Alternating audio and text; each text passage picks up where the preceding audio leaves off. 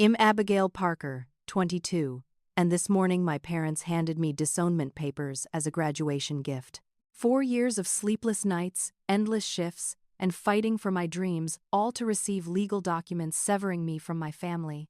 Now I'm sitting among my fellow graduates, numb and ready to walk away after the ceremony. Wait, there's a sudden announcement. Jacqueline Reynolds, CEO of Reynolds Technologies, is giving an unscheduled keynote. She's announcing a special recognition award and she just called my name. As I stand, I catch sight of my parents literally freezing in their seats, faces pale with shock. Before I tell you how I went from disowned to discovered in a single day, drop a comment letting me know where you're watching from.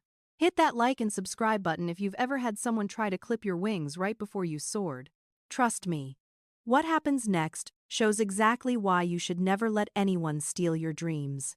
I grew up in a pristine colonial house in Brookline, an affluent Boston suburb where success wasn't just expected, it was the minimum requirement.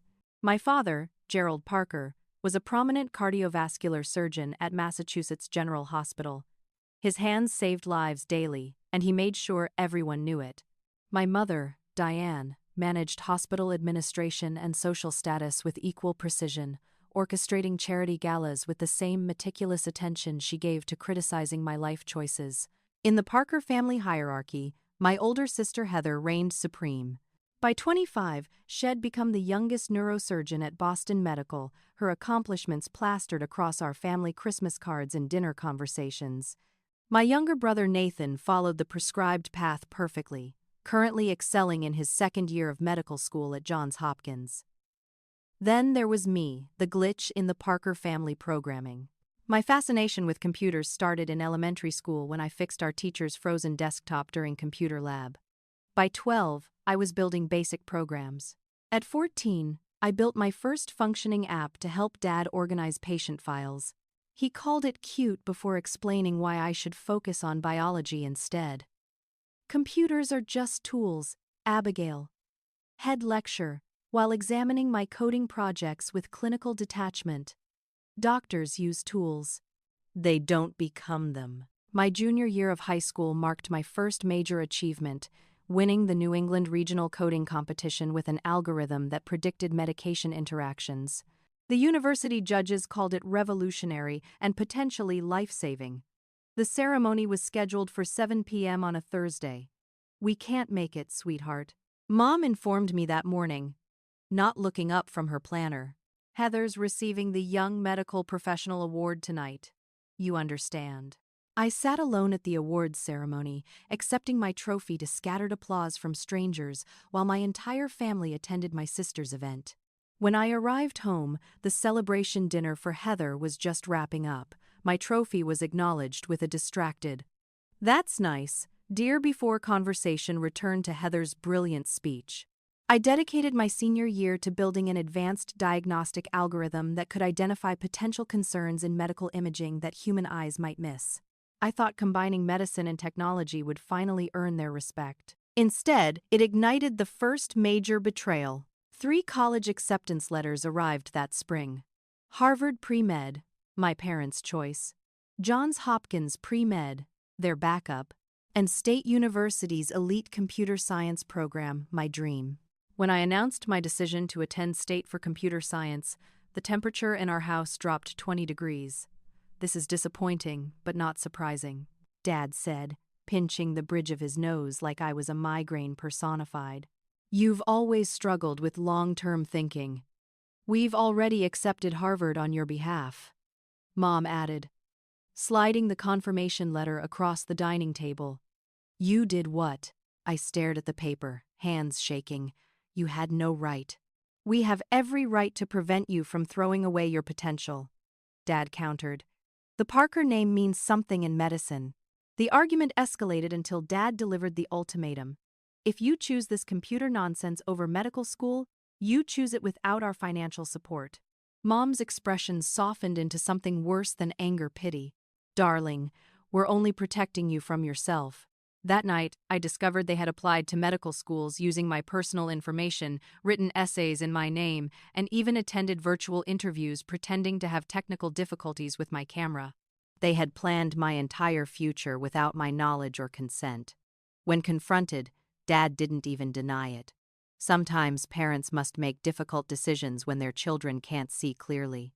The day after high school graduation, I packed everything I could fit into my second-hand Honda Civic. Mom watched from the doorway, arms crossed.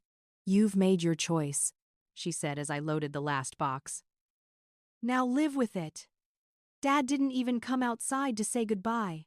The last thing I heard as I pulled away from the only home I'd ever known was Mom's parting shot. "When you come to your senses, Harvard's deferment lasts 1 year." I never told them I'd already declined Harvard's acceptance. Some bridges are meant to be burned. My first semester at State University provided a crash course in adult realities.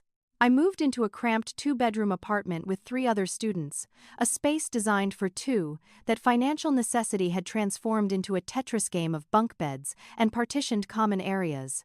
My roommate Jessica, a journalism major with a laugh that could fill the entire apartment, became my first real friend outside my family's approved social circle. "You're a Parker?" Shed asked when I first introduced myself. "Like the hospital wing Parkers." I nodded, waiting for the usual impressed reaction. "Cool. Want the top or bottom bunk?" she replied instead. The first person who didn't immediately define me by my last name. With my college fund inaccessible, my parents had apparently established it with conditions I hadn't known about. I took a job at campus tech support, working 30 hours weekly while carrying 18 credits. My routine became mechanical. Classes from 8 a.m. to 2 p.m., work from 3 p.m. to 9 p.m., then studying until my eyes burned, usually around 2 a.m. Weekends meant double shifts and catching up on assignments. Sleep became a luxury I could rarely afford. During my Introduction to Advanced Algorithms class, I caught the attention of Professor Lawrence, a former Silicon Valley engineer who recognized potential in my work. He began mentoring me, offering lab access after hours and guiding my increasingly ambitious projects. "You have a unique perspective," he told me after reviewing my diagnostic imaging algorithm. "You understand both the technical needs and the human application. That's rare, Abigail." By sophomore year, I'd refined my project into something truly innovative, an AI system that could identify subtle anomalies in medical scans that often preceded serious conditions, potentially saving lives through early detection. The irony wasn't lost on me. I was still serving the family business of medicine, just through a different path. When my project won the university's innovation grant, a local paper ran a small feature. Somehow, my parents saw it. Their sudden reappearance in my life came via an unexpected Sunday lunch invitation. After 14 months of silence, they were suddenly interested in reconnecting. Over meticulously plated salmon at their favorite restaurant, they expressed what seemed like genuine interest in my work. "It actually sounds quite promising," Dad admitted, examining the project specifications I'd brought. "The medical applications could be substantial. We may have been hasty in our judgment," Mom added, reaching for my hand across the table. Family should support each other's different paths. Their apparent change of heart seemed miraculous. When they offered financial help with my education expenses, I desperately wanted to believe they'd finally accepted my choices. The documents they asked me to sign seemed straightforward reimbursement forms for tuition and housing costs, releasing funds from my college account.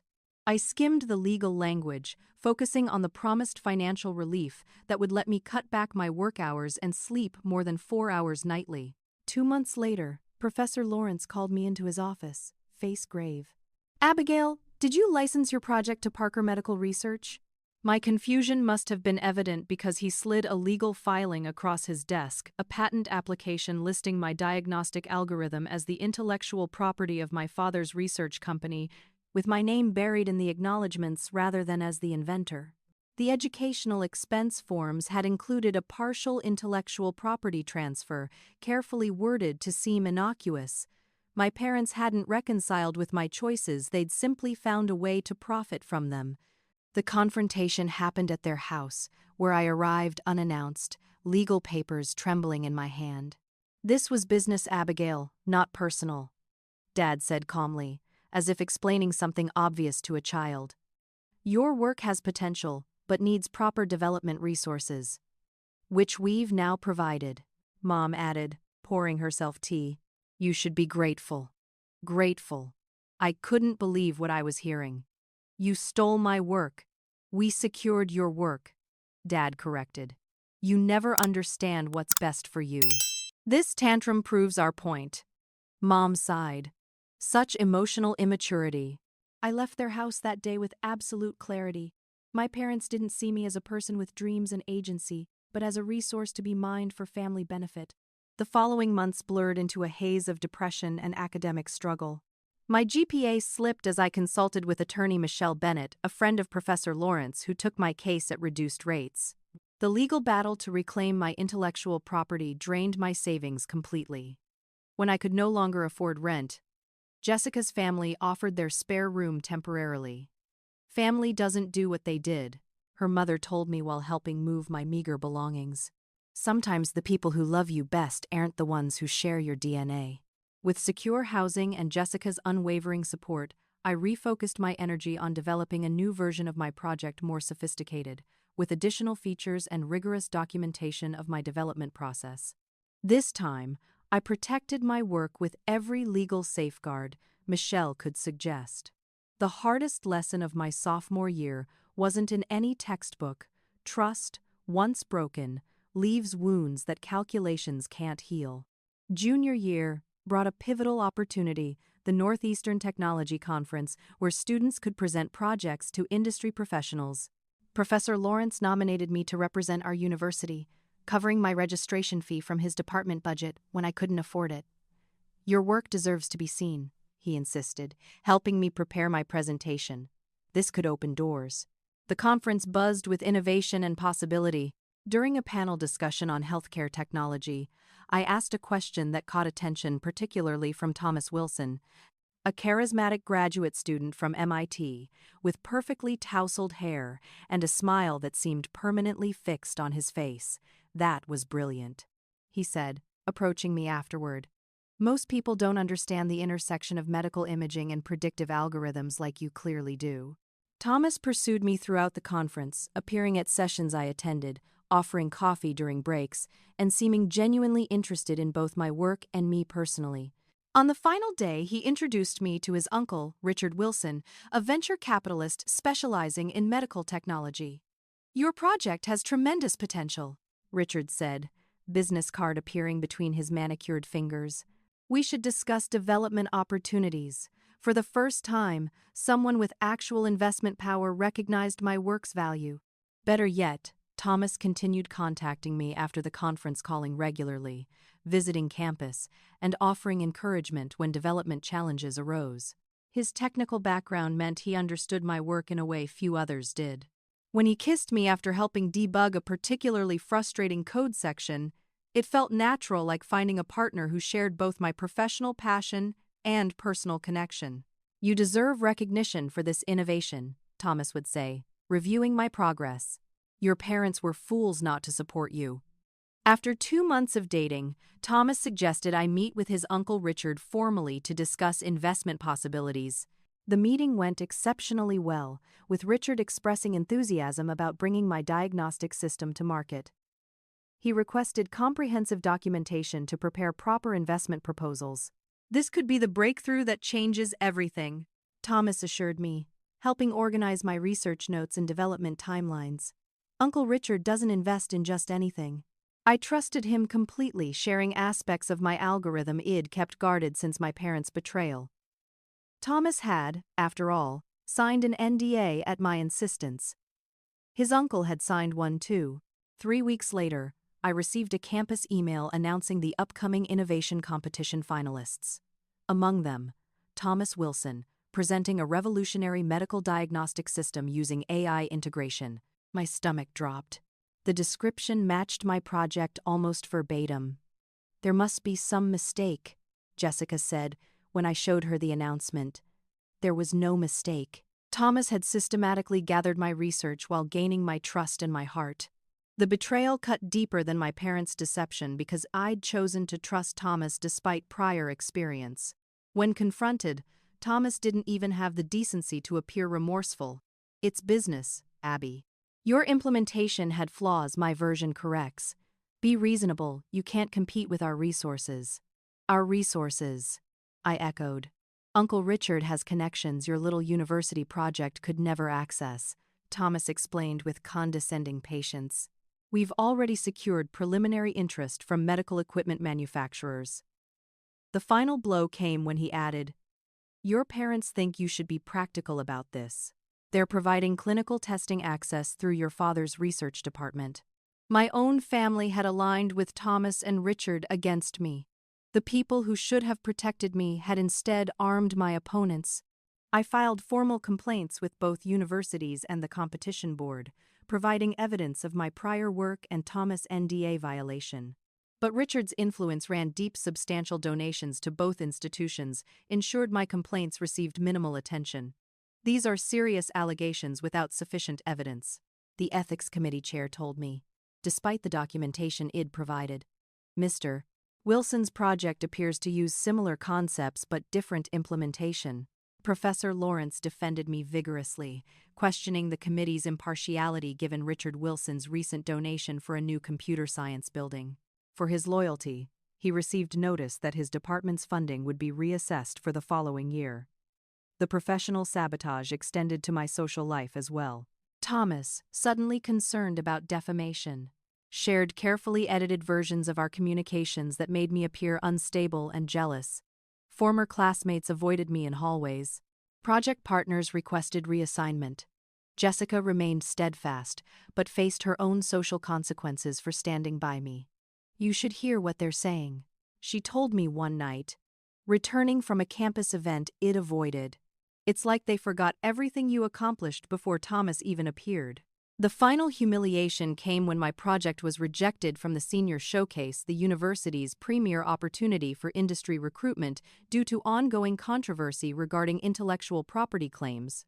2 nights before the innovation competition, someone broke into our apartment.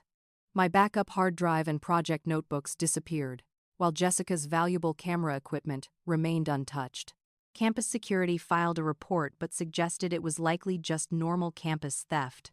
The theft felt like confirmation that I was fighting forces beyond my control. People with resources, connections, and apparently no ethical boundaries.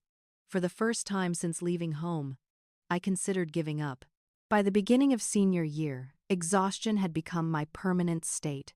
I'd picked up overnight shifts at Maggie's, a 24-hour diner near campus, after my tech support hours were mysteriously reduced. Between classes, legal consultations with Michelle Bennett, and working 60 hours weekly across 2 jobs, I averaged 4 hours of sleep on good nights. The innovation competition had gone exactly as expected. Thomas won first place with his diagnostic system, thanking his brilliant uncle and supportive sponsors during his acceptance speech. I watched from the back row, a ghost at my own funeral. Professor Lawrence squeezed my shoulder in silent support, but even his unwavering faith couldn't erase the public vindication of my stolen work. Maybe I should just switch to business, I told Jessica one morning as I returned from my overnight shift, only half joking.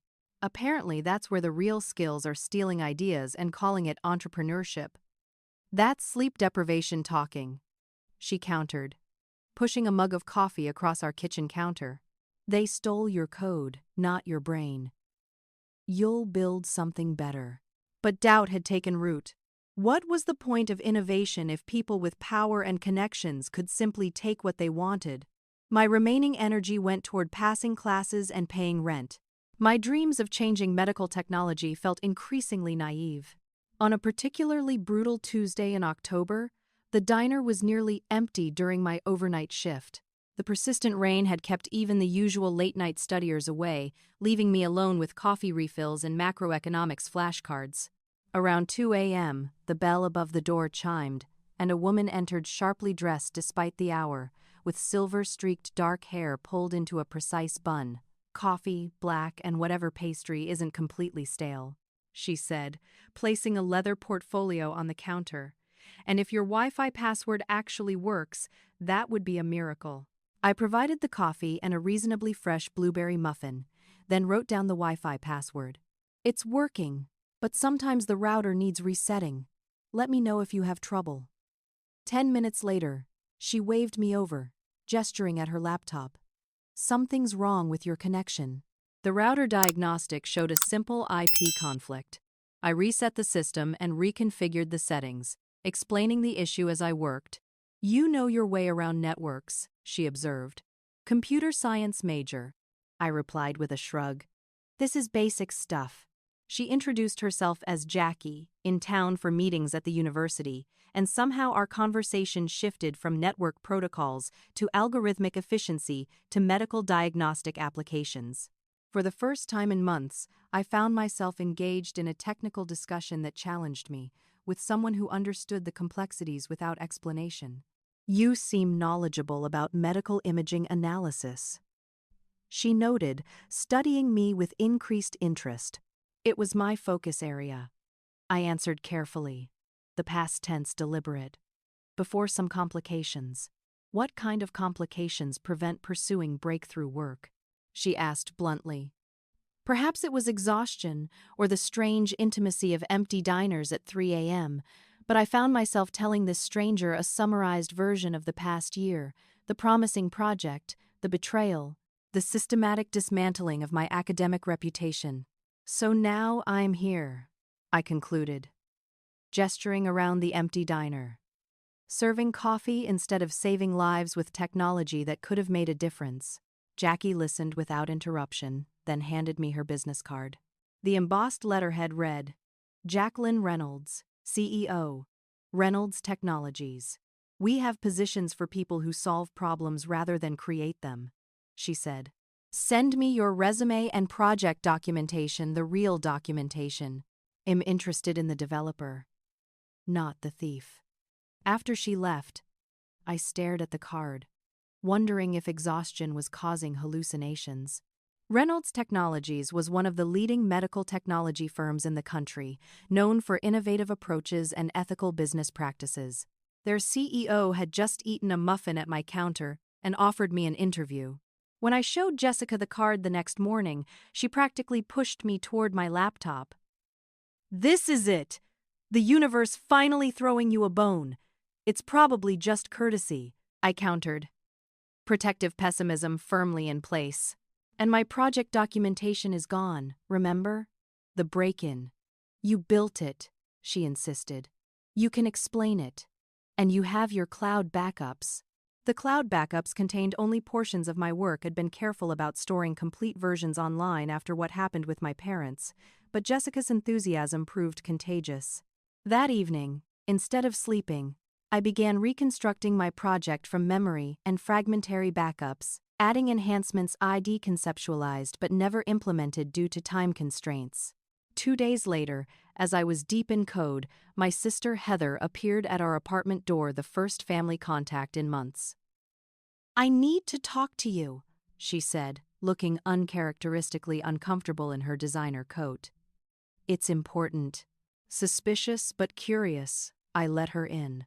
She claimed she wanted to reconcile, that she missed her sister, that family differences shouldn't keep us apart. The conversation felt rehearsed but not entirely insincere. I brought you something, she said, handing me a flash drive. Some of your old notes from high school. I thought they might help with your studies. The gesture seemed oddly specific. While she used the bathroom, I heard the distinctive sound of a phone call through the thin wall. She's still working on it. Heather's hushed voice carried clearly. Yes, I'm sure. The roommate mentioned a meeting with Reynolds. No, I don't know how much she's recovered. They need to stop her before graduation. When she returned, I confronted her directly. The facade crumbled quickly. They're terrified, she admitted after minimal pressure. If your technology succeeds through Reynolds, while Thomas' version stalls with Uncle Richard's company, it will humiliate Dad professionally. The medical community will question his ethics, as they should. I replied. He helped steal my work. They're planning something for graduation, Heather warned, surprising me with what seemed like genuine concern. I don't know details, but be careful. They're desperate to prevent any competing version from reaching the market first. After she left, I moved my development operations to Professor Lawrence's secure university lab, accessible only with his faculty credentials. His sabbatical grant had been mysteriously reinstated after months of administrative resistance, but his loyalty remained firmly with his students. Use whatever you need, he offered, providing 24-hour access. Just document everything meticulously.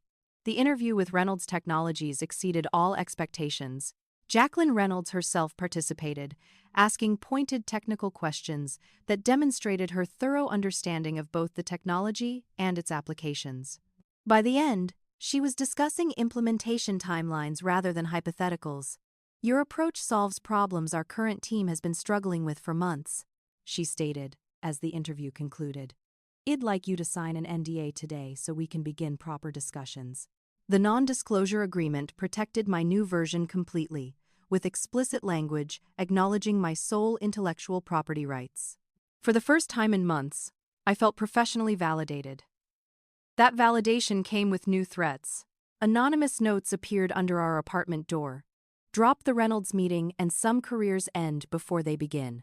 Jessica documented each one, adding them to Michelle Bennett's growing legal file.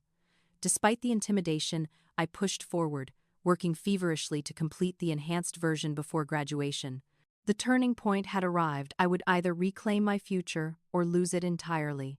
2 weeks before graduation, an engraved invitation arrived at my apartment dinner at my parents' home, requested with urgent family matters to discuss. After consulting with both Jessica and Michelle Bennett, I decided to attend, curious about what new approach they might take now that their proxy through Heather had failed. The house looked exactly as I remembered, meticulously maintained, tastefully decorated, and completely devoid of genuine warmth.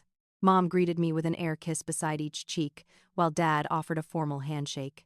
Nathan hovered awkwardly in the background, clearly uncomfortable with the artificial pleasantries. "You look thin, darling," Mom observed, ushering me toward the dining room. "Are you eating properly?" "Diner, food, and ramen between shifts," I replied honestly. The struggling student special. Dinner featured my childhood favorite foods, obviously prepared to soften my defenses. The conversation remained superficially pleasant through appetizers, careful inquiries about classes, bland observations about the weather, Nathan's cautious updates about medical school.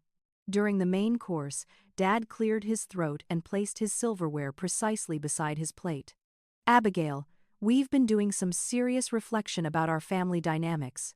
We haven't supported your choices as we should have," Mom added, reaching for my hand across the table. "We were wrong to try controlling your path." Dad nodded solemnly. "Your technological approach to medicine is innovative, different from our traditions, but potentially valuable." Their apparent contrition seemed so sincere that I found myself wanting to believe them, despite everything.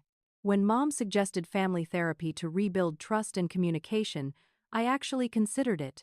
"We want to be part of your life again," she insisted, eyes glistening with what appeared to be genuine tears. "Whatever path you choose." For a brief, vulnerable moment, I allowed myself to imagine reconciliation, having a family that accepted my choices while I pursued my career goals independently. The fantasy felt tempting after years of estrangement. "I'm interviewing with Reynolds Technologies," I revealed cautiously, watching their reactions. "They're interested in my diagnostic system." "That's wonderful," Dad responded with a smile that didn't quite reach his eyes. "Tell us more about your current version." The questions that followed seemed natural enough. Technical challenges I'd overcome, implementation timelines, potential market applications. I answered cautiously but honestly, describing the enhanced features I developed and Reynolds' interest in immediate development. As dessert arrived, Nathan abruptly stood. "I can't do this anymore. She deserves to know." Mom's expression hardened instantly. "Nathan, sit down." "No," he insisted, turning to me. "Abby, they're recording this entire conversation. Dad has a voice-activated system running. They're building a case." The revelation struck like physical impact. "A case for what?" "They've filed for emergency conservatorship," Nathan continued, ignoring our parents' protests. "They're claiming you're mentally unstable and unable to make sound professional decisions. They need evidence of your confused thinking about your project." Mom's pleasant mask dissolved completely. This is why we don't include you in important matters, Nathan. You never understand the bigger picture. The bigger picture is that you're trying to legally control your adult daughter because she won't obey you, he countered, displaying unexpected backbone. Dad took control of the rapidly deteriorating situation. Abigail, this intervention is for your protection. Your behavior has become increasingly erratic since leaving home. Refusing medical school, making unfounded accusations against respected colleagues, working menial jobs rather than accepting family support. We've consulted specialists, Mom added. All pretense abandoned. Your history of emotional outbursts and poor decision-making suggests possible borderline personality traits. The conservatorship is temporary, just until proper evaluation and treatment. The pieces aligned with horrifying clarity. Richard Wilson is involved, isn't he? Has the proposed conservator for my intellectual assets. Dad's slight flinch confirmed my suspicion. Richard has the resources to properly develop the technology while you receive appropriate care. I stood, hands shaking with suppressed rage. You would rather have me declared mentally incompetent than see me succeed independently. We would rather see you healthy than watching you self-destruct through delusions of persecution, Mom countered. I left without touching dessert, Nathan following me to the door. They filed the petition yesterday, he whispered urgently. Emergency hearing is scheduled for tomorrow. They falsified medical records showing consultations you never had. Why are you telling me this? I asked, studying my brother's face for deception. Because I'm starting to understand what they did to you, he answered. And I'm not sure I want to become them anymore. That night became a blur of emergency calls. I contacted Michelle Bennett, who immediately began preparing counter-documentation. Professor Lawrence opened his home when I explained I couldn't risk returning to my apartment. Jessica gathered fellow students willing to testify about my mental competence and work ethic. Most crucially, I contacted Jacqueline Reynolds, explaining the situation with brutal honesty. Rather than withdrawing her interest, she dispatched Reynolds Technologies' legal team to represent my interests alongside Michelle Bennett. Intellectual theft through conservatorship is still theft, she stated simply. We protect our investments and our people. The emergency hearing revealed the full extent of my parents' manipulation. They had fabricated mental health consultations dating back to my teenage years, documenting concerning behaviors like obsessive computer use and rejection of family values. The petition portrayed me as unstable, delusional, and incapable of managing my affairs, particularly my intellectual property. Reynolds' legal team systematically dismantled their case, presenting university transcripts, employer testimonials, and psychiatric evaluation conducted that morning, confirming my complete mental competence. Most damaging to my parents' case, their suspicious timing, coinciding precisely with industry interest in my technology. The court cannot help but note the petitioner's apparent financial interest in the respondent's intellectual property, the judge observed dryly. Conservatorship is a protective measure, not a business acquisition strategy. The case was dismissed with prejudice, my parents leaving the courthouse without making eye contact. Their parting message came through their attorney. This isn't over. The night before graduation, after weeks of legal battles and rushed project completion, a courier delivered an envelope to Professor Lawrence's guest house where I was still staying. Inside, formal disownment papers, meticulously prepared by my parents' attorneys. The document explicitly severed all family ties and legal relationships, removing me from family trusts, inheritance, and even access to family health records. A separate writer demanded I cease development of any technology related to or derived from Parker family medical knowledge, threatening public exposure of my documented mental health issues if I proceeded with Reynolds Technologies. As I read through the cold legal language effectively erasing 22 years of family connection, I felt strangely calm. They had finally given me something honest, their true priorities laid bare in black and white. Graduation morning dawned bright and clear, in stark contrast to the emotional storm it weathered. I woke in Professor Lawrence's guest room after a restless night, the disownment papers still on the nightstand where I'd left them. Reading them again in daylight, the threat was explicit. Sign away rights to my technology, or face public humiliation through fabricated mental health claims. Jessica arrived early. Garment bag containing my graduation robe draped over one arm, determination etched on her face. Ready to make history. Ready to get through this without a public meltdown. I countered, accepting the coffee she offered. After yesterday's papers, I'm just trying to maintain basic functionality. Those papers are their surrender flag, she insisted. They wouldn't go nuclear unless they were desperate. While preparing for the ceremony, Professor Lawrence called with surprising news. Had submitted my project for the university's prestigious Brenner Innovation Award months earlier, before the controversy erupted. The committee reviews submissions anonymously, he explained. Your work made the final round on technical merit alone. The revelation brought cautious hope academic validation, completely separate from the personal drama surrounding my project. That hope dimmed when he added that my parents had made a substantial donation to the university's medical research facility that morning. The timing isn't coincidental, he acknowledged. And there's more. Thomas and Richard Wilson will receive special innovation recognition during the ceremony. The university dean called personally, his discomfort evident even through the phone. Miss Parker, I want you to understand that certain institutional decisions and reflect complex factors beyond academic considerations. You mean my parents bought Thomas an award? I translated. His silence provided confirmation. Jacqueline Reynolds called next, her characteristic directness refreshing after the dean's diplomatic evasion. I'm attending your graduation. We're implementing countermeasures. She detailed a comprehensive strategy developed with her legal team.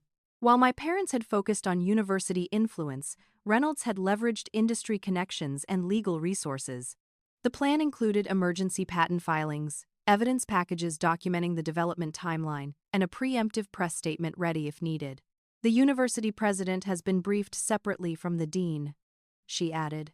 He understands the potential embarrassment of celebrating stolen intellectual property. Michelle Bennett contributed the final piece, identifying critical vulnerabilities in the Disownment papers. The intellectual property restrictions are unenforceable. You can't sign away the right to use your own knowledge and skills. Their threat about mental health claims would constitute defamation, since the court already rejected those claims. Armed with this support network, I prepared for the confrontation ahead. Jessica coordinated with campus security, ensuring they understood the potential for disruption. Professor Lawrence arranged priority seating for Reynolds near the platform. As I wrote my potential acceptance speech, addressing academic integrity without directly attacking Thomas or my family, the weight of the moment settled over me. This wasn't just about a stolen algorithm anymore. It was about standing firm against systemic attempts to control my future through manipulation, intimidation, and exploitation of power dynamics. Arriving at the ceremony venue, I immediately spotted my family in the VIP section. Dad in his precisely pressed suit, Mom in tasteful designer wear that screamed understated wealth, Heather and Nathan flanking them like royal attendants. Their confident posture suggested people accustomed to getting their way. Nearby, Thomas chatted animatedly with Richard Wilson and several university board members, occasionally glancing toward the graduate seating area with smug satisfaction. His carefully crafted image of brilliant innovator seemed complete, with no visible cracks in the facade. Reynolds arrived moments later, her presence causing visible discomfort among the administration. The university president greeted her with obvious surprise, suggesting the dean hadn't mentioned her attendance. Their hushed conversation included several glances in my direction, followed by the president summoning several staff members for urgent consultation. Taking my assigned seat among fellow graduates, I noticed campus security positioning staff near both my family and the Wilsons' Jessica's arrangement, providing subtle reassurance. My hands trembled slightly as I smoothed my graduation robe, doubt momentarily surfacing. Was this confrontation worth the potential public embarrassment? My phone vibrated with a text message from Reynolds. Position secured. President on board. Truth prevails today. The simple assurance steadied my resolve. This wasn't about public vindication or personal revenge, it was about refusing to let intimidation and deception determine my future. Whatever happened in the next few hours, I would face it standing rather than kneeling. As the ceremony began, I watched my family's confident expressions. wondering if they truly believed their machinations would succeed, or if they simply couldn't conceive of a world where their influence had limits. Either way, their composure would soon be tested in ways they never anticipated. The commencement procession began, and with it, the final act of a drama that had consumed the past 4 years of my life. Whatever came next would determine whether my education had been a costly failure or the foundation for something my family could never control: my independent future. The ceremony proceeded with predictable formality: the chancellor's welcome, distinguished alumni recognition, obligatory jokes about student loan repayment. I sat rigidly in my assigned seat, hyper-aware of my family's presence in the VIP section. Dad periodically checked his watch, while Mom maintained her picture-perfect smile, both projecting absolute confidence in the outcome they'd engineered. The dean approached the podium with practiced gravitas. Before we begin conferring degrees, we have several special recognitions to present. First, our Innovation Excellence Award, recognizing extraordinary technological advancement by a graduating student. Thomas Wilson straightened his tie, preparing to approach the stage. The dean continued, "This year's recipient has developed a groundbreaking medical diagnostic system with revolutionary potential for early disease detection. Please welcome to the stage, Thomas Wilson." Polite applause followed as Thomas strode forward, embodying entitled confidence. He grasped the crystal award with one hand while adjusting the microphone with the other, smile dazzling under the lights. "Thank you for this tremendous honor," he began, voice echoing through the auditorium. "Innovation isn't just about technology, it's about vision. My diagnostic system represents a new paradigm in medical imaging analysis." As he continued his carefully rehearsed speech, claiming credit for each aspect of my work, I noticed movement at the side of the stage. Jacqueline Reynolds approached the university president, speaking intensely while gesturing toward the podium. After a brief consultation, the president nodded and moved toward the stage.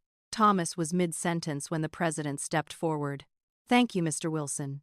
I apologize for the interruption, but we have an additional announcement." Confusion flickered across Thomas' face as the president gently reclaimed the microphone. "Ladies and gentlemen, we're honored to have with us today Jacqueline Reynolds, CEO of Reynolds Technologies, who has requested a moment to present a special recognition." Reynolds approached the podium with commanding presence, her tailored suit and confident stride drawing all attention. "Thank you, President Hargrove. Reynolds Technologies is proud to announce our Executive Recruitment Award, identifying exceptional talent among graduating students nationwide." The audience stirred with interest. This was clearly unscheduled. Thomas remained awkwardly on stage, uncertain whether to exit or stay. "This award includes immediate executive track employment and development resources for breakthrough innovation," Reynolds continued. "After extensive evaluation, I'm pleased to name this year's recipient, Abigail Parker." The announcement landed like a thunderclap. "My name," called confidently through the speakers, electrified my frozen limbs into action. As I rose from my seat, I caught sight of my parents' dad half standing in protest. Mother's perfect composure shattered into open-mouthed shock, both literally frozen in their movements, as if time had stopped for them alone. Walking toward the stage felt surreal, each step carrying me further from their control and closer to vindication. Thomas' expression morphed from confusion to dawning horror as Reynolds continued speaking. "Ms. Parker has developed the original algorithmic framework for advanced medical diagnostic imaging, documenting her innovation process extensively over 3 years." Upon reaching the stage, Reynolds shook my hand firmly before turning back to the audience. "For transparency and academic integrity, I'd like to share the developmental timeline of this technology." The main screen behind the stage illuminated with a detailed chronology my original high school project, subsequent iterations with authenticated timestamps, documentation from Professor Lawrence's lab supervision, and comparison against Thomas' suspiciously similar innovation. Reynolds Technologies has secured comprehensive patents listing Abigail Parker as primary inventor, Reynolds announced. "We've established a development team under her leadership for immediate market implementation." Thomas attempted to interject, stepping toward the microphone, but security personnel moved subtly to intercept him. President Hargrove returned to the podium, clearly recalibrating to this unexpected situation. The university congratulates Ms. Parker on this exceptional recognition and thanks Reynolds Technologies for their support of innovation integrity. The coded acknowledgement wasn't lost on the audience, particularly the academic community present. Murmurs spread through the crowd as the implications became clear. Reynolds handed me the microphone, her slight nod communicating that this moment was mine to define. I hadn't prepared for this exact scenario, but the words came naturally. Thank you, Ms. Reynolds and Reynolds Technologies, for recognizing the importance of ethical innovation. True advancement in medical technology requires not just technical skill, but integrity in development and application. I continued without directly addressing the obvious controversy, instead focusing on the broader principles at stake. Innovation thrives when we acknowledge all contributors, respect intellectual property, and maintain ethical standards. I'm grateful to those who exemplified these values throughout my education, particularly Professor Lawrence, whose mentorship demonstrated that excellence and ethics are inseparable. As I spoke, Richard Wilson quietly exited the ceremony, phone pressed to his ear in urgent conversation. Thomas remained trapped on stage, the physical embodiment of exposed deception. I accept this opportunity with deep appreciation and commitment to developing technology that genuinely serves patient needs. I concluded. Thank you. The applause began hesitantly, then swelled led enthusiastically by my fellow computer science graduates who had witnessed portions of the saga firsthand. Professor Lawrence's standing ovation prompted others to follow, creating a wave of support that washed over the stage. As I returned to my seat, I passed Thomas being escorted discreetly from the platform by university security. His attempted protest was lost in the continued applause. The remaining ceremony passed in a blur of emotions. When my name was called again to receive my actual diploma, the cheers had a different quality recognition rather than mere politeness. The university president shook my hand with meaningful eye contact, quietly adding, "Exceptional handling of a difficult situation." As graduates dispersed afterward, I spotted my parents attempting to approach the stage, their path blocked by security personnel Jessica had arranged. Their expressions combined outrage and disbelief, the look of people discovering their carefully constructed reality wasn't universally accepted. Reynolds found me amid the crowd, colleagues from her legal team in tow. The university president has requested a meeting. Apparently, they're reconsidering certain recent recognitions in light of new information.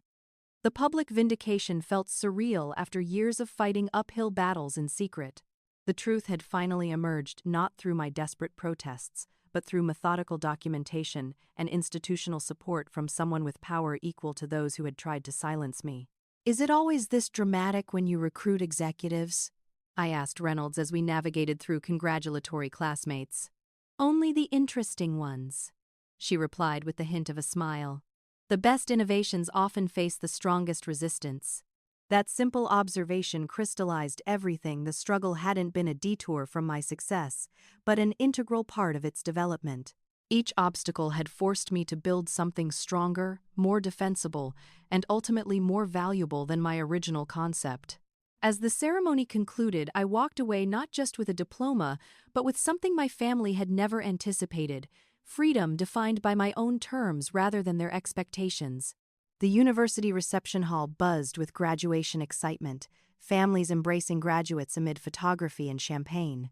I stood with Reynolds and her team near the president's receiving line, accepting congratulations from professors and classmates with bewildered gratitude. The sudden transition from pariah to praised innovator left me socially disoriented. "Abigail." My father's voice cut through the celebratory noise, its familiar, authoritative tone instantly recognizable.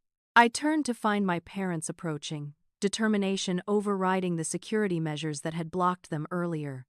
"We need to speak with you immediately," Dad continued, professional smile firmly in place for surrounding witnesses. "Family business.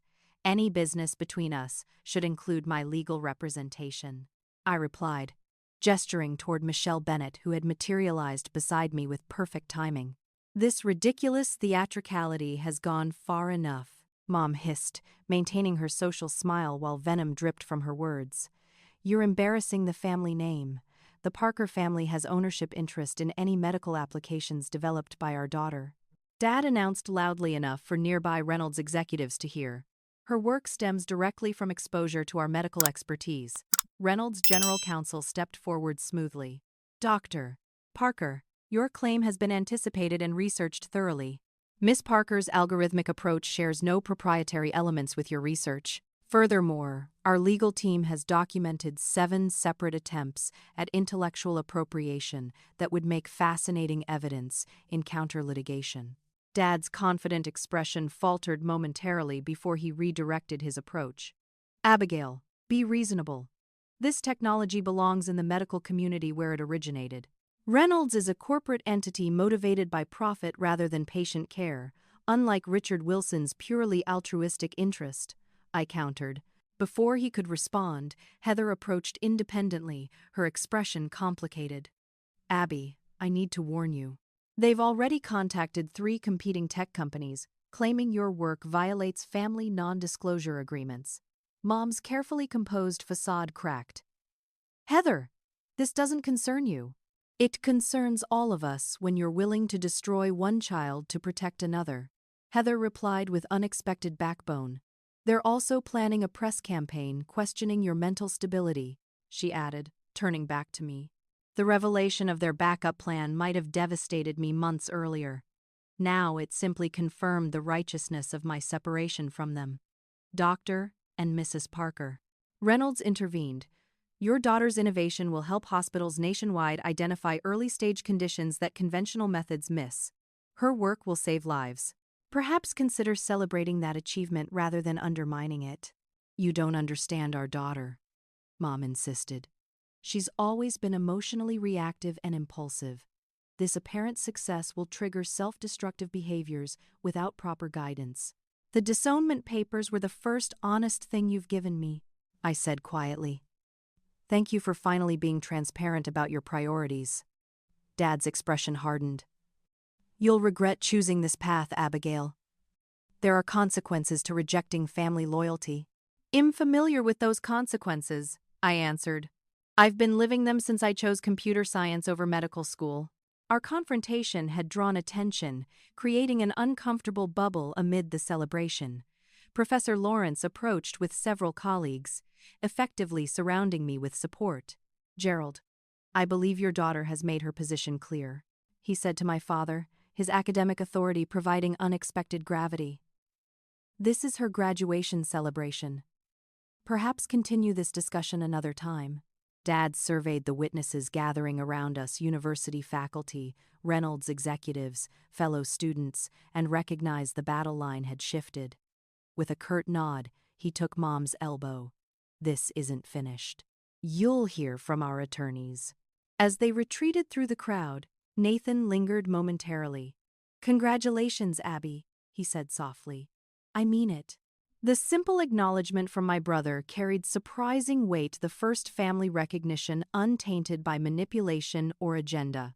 Thomas appeared next, approaching with the desperate charm of a drowning man grasping at floating debris. Abby, we need to talk. This misunderstanding has gotten out of hand. The only misunderstanding was my belief that you had basic ethical standards. I replied. Uncle Richard pushed the timeline. It wasn't my decision, he insisted.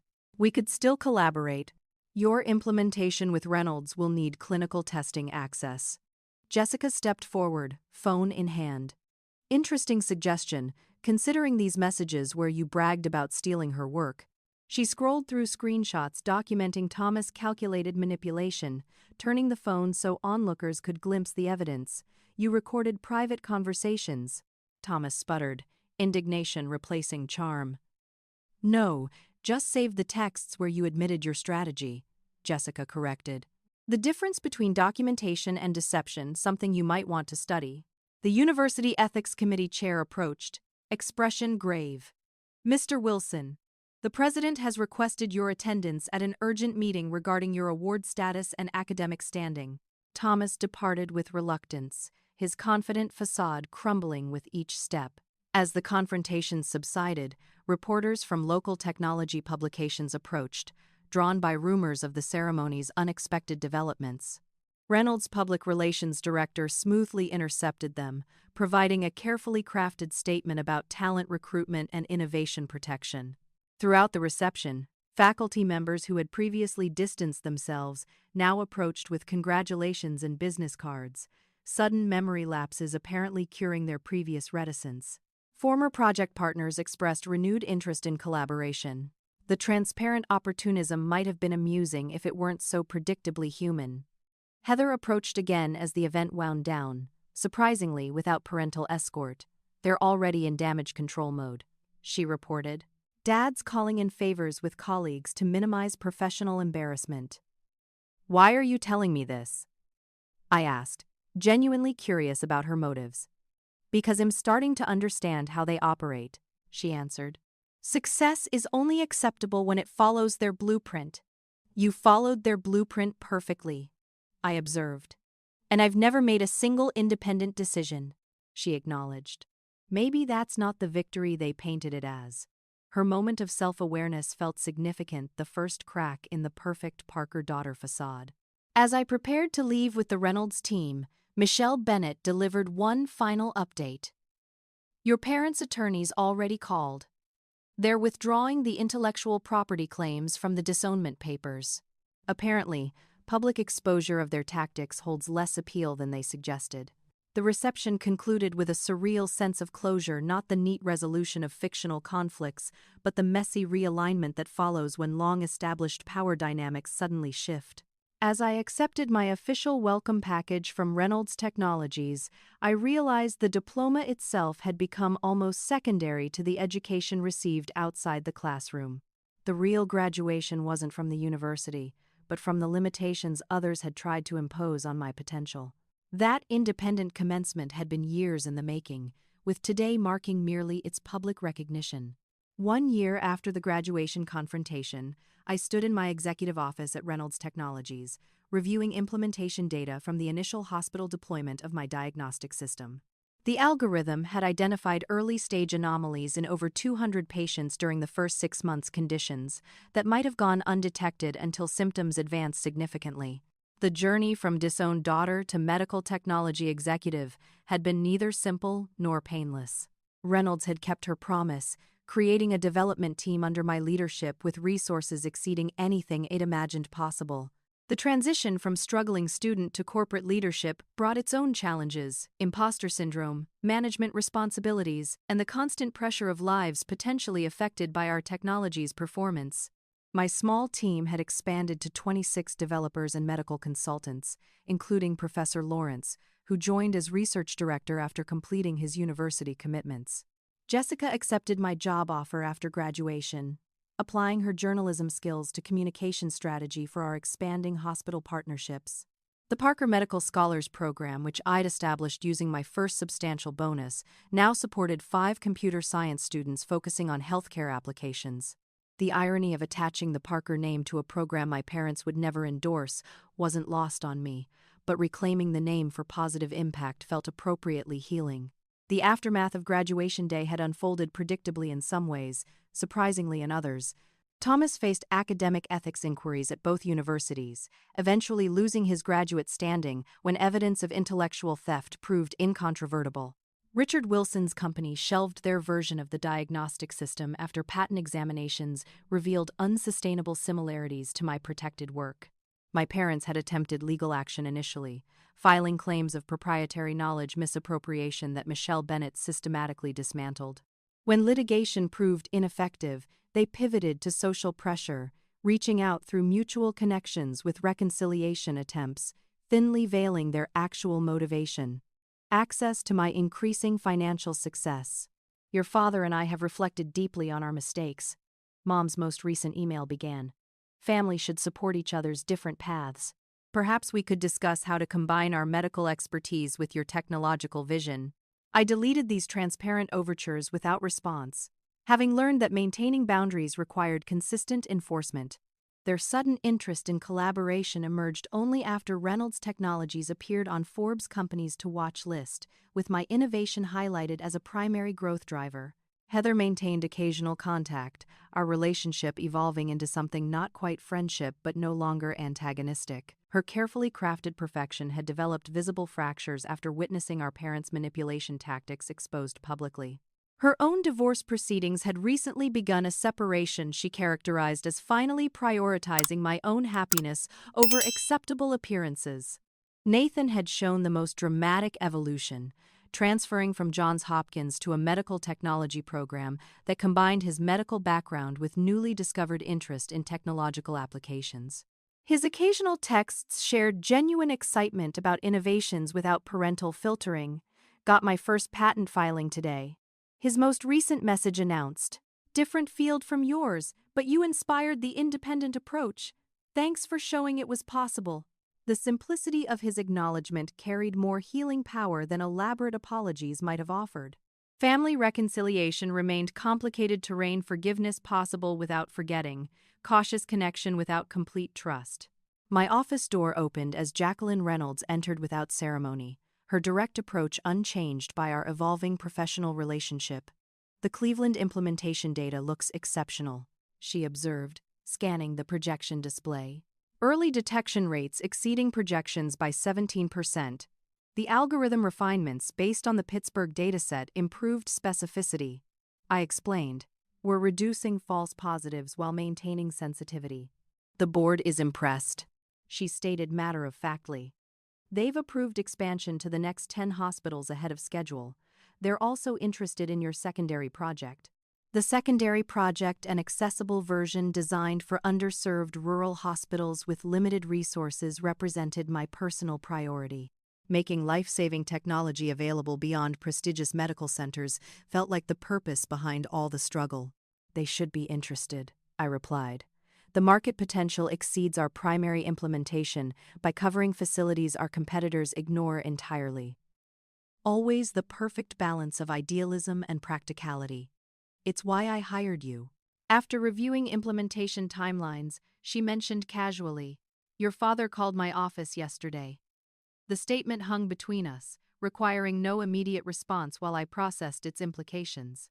He suggested a joint research initiative between Reynolds Technologies and Parker Medical Research.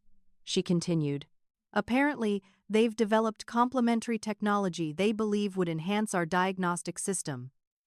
Their timing is remarkably consistent," I observed, maintaining professional composure despite the familiar pattern. "Did he mention this sudden interest coincides exactly with our Cleveland success publications?" "He emphasized family reconciliation as a fortunate byproduct of potential partnership," Reynolds answered, her tone neutral while her eyes communicated complete understanding of the manipulation. I informed him all technology partnerships require standard submission through our evaluation committee, with comprehensive disclosure of existing intellectual property claims. The diplomatic rejection of preferential treatment validated my decision to join Reynolds Technologies. Integrity in business practices wasn't merely promotional material, but operational standard. "Thank you," I said simply. "For what?" "Following basic ethical business practices," she countered. "That should be standard, not exceptional." Her statement echoed my graduation speech almost verbatim, the parallel unlikely to be coincidental. Reynolds missed very little. Later that week, I received invitation to deliver the commencement address at my alma mater, an ironic full-circle moment I accepted after considerable reflection. Preparing the speech forced examination of the journey from frightened freshman to established professional, identifying lessons worth sharing beyond my personal vindication. Standing at the podium exactly 1 year after my own graduation, I surveyed the sea of expectant faces, recognizing the mixture of anxiety, anticipation, and relief I'd experienced in their position. "Success isn't a straight line," I began, abandoning the conventional congratulatory opening for immediate authenticity. My path from student to executive included homelessness, betrayal, legal battles, and family estrangement. "Your journey will include obstacles uniquely designed to challenge your particular strengths." The graduate's attention sharpened, electronic devices lowering as I continued. "The defining moments in your career won't be your achievements, but your responses to failure and opposition. When faced with betrayal, choose integrity over vengeance. When confronting theft of your work, Choose documentation over despair. When experiencing rejection, recognize it as redirection toward those who truly value your contribution. From the audience, I spotted Jessica recording the speech, Professor Lawrence nodding encouragement, and Jacqueline Reynolds observing with characteristic analytical focus. This chosen family, built through shared values rather than genetic obligation, had proved more reliable than biological connections. The greatest professional skill isn't technical expertise, but discernment in recognizing genuine supporters versus opportunistic extractors. I concluded. Build your career with people who acknowledge your worth before it's validated by external recognition. Your most important network isn't constructed through strategic connection, but through consistent character. The standing ovation that followed felt like proper closure to a chapter defined by struggle, not because the struggle had disappeared, but because its purpose had finally become clear. Every obstacle had developed necessary resilience for the actual work ahead. After the ceremony, while meeting with potential scholarship recipients, I received text notification of yet another legal filing from my parents' attorneys, this one seeking family recognition in relation to the Cleveland Hospital implementation. Rather than triggering the familiar stress response, the notification prompted only calm recognition of their unchanging tactics. The disownment papers they delivered as devastating blow now represented unintentional gift freedom from manipulation disguised as relationship. That evening, I visited Maggie's Diner, now renovated through anonymous donation that preserved its character while upgrading its infrastructure. The overnight employee working the counter reminded me of myself just 2 years earlier, exhausted but determined, balancing textbooks between customer orders. Computer science? I asked, noticing the algorithmic notation in her open notebook. Medical imaging applications, she confirmed. Everyone says it's too specialized and complicated, but I'm stubborn. Stubborn is underrated, I replied, sliding my business card across the counter. Reynolds Technologies has paid internships designed for stubborn people with specialized interests. Her expression, shock transitioning to cautious hope, reflected my own journey's emotional spectrum compressed into single moment. The opportunity to create pathways rather than obstacles represented healing more profound than any therapy session or confrontational closure. Driving home, I passed the exclusive neighborhood where my parents still lived, their house illuminated against the evening sky. The familiar property no longer triggered longing or resentment, just acknowledgement of a former address with no current emotional charge. In my own apartment, the framed disownment papers hung in my home office not as monument to victimhood, but reminder that rejection often precedes redirection toward more appropriate paths. The formal severing of family obligation had ultimately freed me to define success independently of their approval. My phone chimed with message from Heather.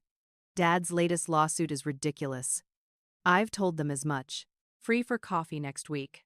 The simple invitation represented the complexity of healing, neither complete reconciliation nor total separation, but careful navigation of new boundaries with those willing to respect them. I responded affirmatively before opening my laptop to review rural hospital implementation projections work that represented purpose beyond personal vindication. The technology that had triggered family rejection now offered potential connection to something more meaningful than approval. Genuine contribution. The disownment papers that once symbolized devastating rejection had transformed into unexpected liberation. Sometimes the most painful severance creates space for authentic growth previously impossible within confining relationships. My parents had intended the documents as punishment. Instead, they'd provided the final release necessary for complete self-determination. That unexpected gift, freedom disguised as rejection, had made everything else possible. What's the most valuable lesson you've learned from someone who tried to limit your potential? Drop a comment below sharing how you turned opposition into opportunity. If this story resonated with you, please hit that like button and subscribe for more real-life journeys of overcoming obstacles. Remember, sometimes the people who believe in you the least can motivate you to prove them wrong the most. Thank you for listening, and never let anyone's limitations define your possibilities.